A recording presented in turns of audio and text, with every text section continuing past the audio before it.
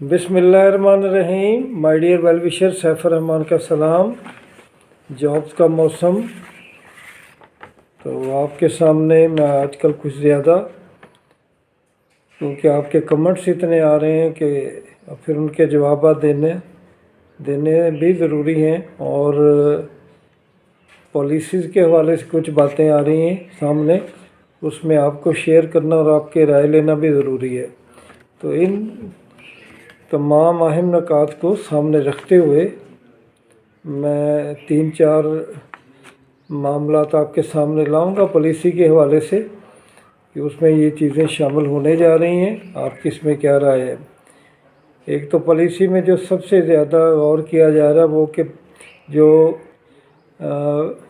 Public service commission है वो SST PPS 16 का टेस्ट ले, जबकि 14 और 15 के टेस्ट जो है वो NTS के ज़रिए कराए जाएँ।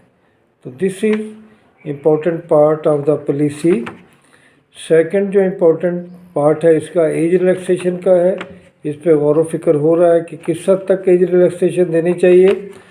तो मेरा तो यही डिमांड है और यही ख्वाहिश है, और मेरे वेल विशर की कि कम से कम 40 साल तक across the board male female के लिए ये रियायत होनी चाहिए, क्योंकि 7-8 साल से कोई भर्ती नहीं हुई एजुकेटर्स की, तो ये इनका राइट बनता है। तीसरा ये है कि तो किस किस डिग्री को अलाउड किया जाए। बहुत सारे लोग जो जैसे कि 2016-17 में ये हुआ कि एग्रीकल्चर भी अलाउड था, और वो इंजीनियर भी, और फार्मेसी भी, और DVM भी। तो इसके बारे में जो राय आ रही है कि वो लोग तो चाहते हैं कि इसमें उनको हिस्सा लेने दिया जाए, लेकिन मसला ये है कि उन सब की टेक्निकल एजुकेशन है, स्पेसिफिक एजुकेशन है, और लाखों रुपए लगाए उन्होंने इन डिग्रीज़ को हासिल करने के लिए। तो अगर उन्हें प्रॉपर डिग्री मिल जाए तो बेहतर है। अब आपकी राय मांगी कि आप क्या कहते हैं इस हवाले से। और जो एक और सबसे अहम पॉइंट है कि एकेडमिक मार्क्स या तो ना हो या कम अज़ कम हो, इस पे ज़रूर गौर करना चाहिए, क्योंकि इसमें बहुत बड़ी जो नाइंसाफ़ी हो रही है।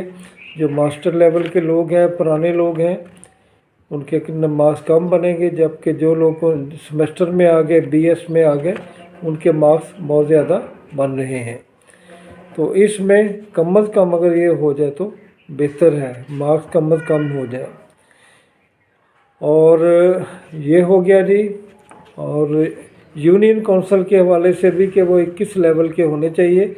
अगर यूनियन काउंसिल के लेवल के हों, यूनियन काउंसिल के कुछ मार्क्स दिए जाएं, और इस तरह ट्रांसफ़र के जो मामलात है वो हल हो जाएंगे।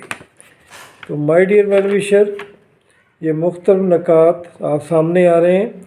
और एक आप पूछ रहे हैं बार बार कि डेली वेजेस पे होगा ये सिलसिला। ये ऐसी बात नहीं है। जहाँ आप मुख्तलिफ दुनिया न्यूज़ में, एक्सप्रेस में, और जो वीडियोज़ वायरल हो रही हैं मुख्तलिफ ग्रुप में, उनमें यही कहा जा रहा है कि वो रेगुलर बेस पे होंगी जॉब्स। डेली वेजेस की तो आप नाम ही ना लें। और प्राइवेटाइजेशन जो है वो अव्वल तो होगी नहीं, अगर होगी तो शायद 2 या 4% होगी। तो ये है मेरे कुछ वेल विशर, कुछ अहम पॉइंट जो मेरे सामने आए। बाकी जो इम्तिहान आते हैं PMS के हवाले से, वो अब भी मैं कहता हूँ कि मिड मई में इंशाल्लाह हो जाएंगे। और बाकी जितनी भी सीट्स हैं वो भी आएंगी, किसी वक्त भी आएंगी।